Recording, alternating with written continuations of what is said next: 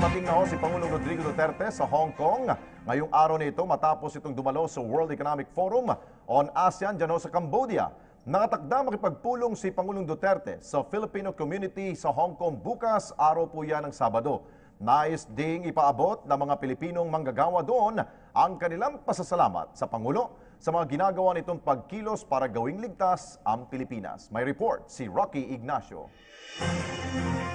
Magkakaroon ng pribadong pulong at pribadong oras si Pangulong Rodrigo Duterte sa kanyang pamilya ngayong araw. Mula sa pagdalo sa World Economic Forum on ASEAN sa Cambodia, dumating ang Pangulo sa Hong Kong Special Administrative Region kasama ang partner na si Hanilet Avancen at anak na si Veronica Okiti pasado alas 10 ng gabi.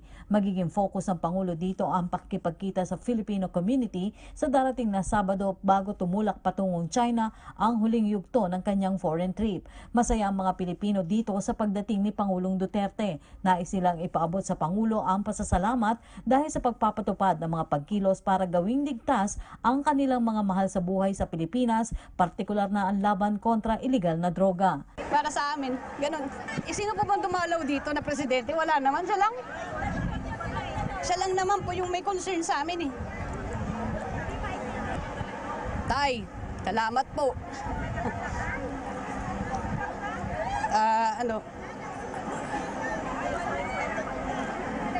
Nakasuporta po kami dito sa maski malit na bagay po na kaya namin. Sa likod niyo po kami at kasama din po kayo sa prayers namin, tay.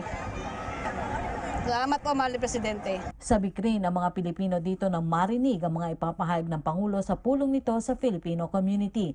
Ayon kay Consul General ng Pilipinas sa Hong Kong, Bernardita Catalia, 66% mula sa 40,000 Pilipinong bumoto ang sumuporta kay Pangulong Duterte ng nakaraang eleksyon. Sa kasalukuyan ay may mahigit 200,000 Pilipino ang nakatira at nagtatrabaho sa Hong Kong. Well, a lot of people, a lot of our OFWs are excited. In fact, they have been clamoring for him to visit. Well, unfortunately, there's not much time for preparation, and it's happening on a Saturday. As I said, about 92% of our Filipinos are domestic workers, and out of the figure of 194,000, 95% observe their day off on Sundays. That's why when you're here on Sundays, you see, people all around, on the sidewalks, everywhere, worldwide and everywhere. And very few take their day offs from Monday to Saturday. So, and of course, they don't own their time.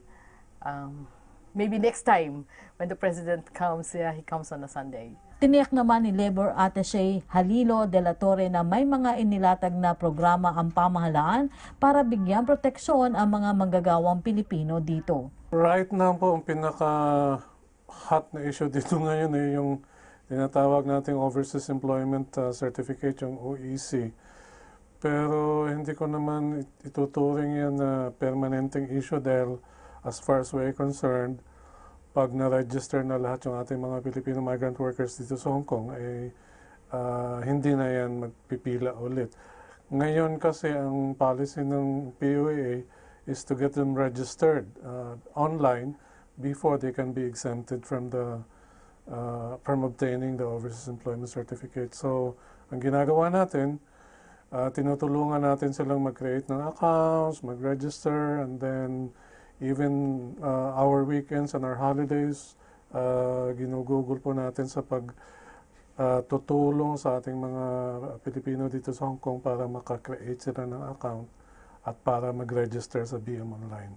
Nauna na ipinag-utos ng Pangulo ang pagtiyak sa kapakanan ng mga OFWs na itinuturing na modern-day heroes. Para sa PTV News, Rocky Ignacio, Hong Kong.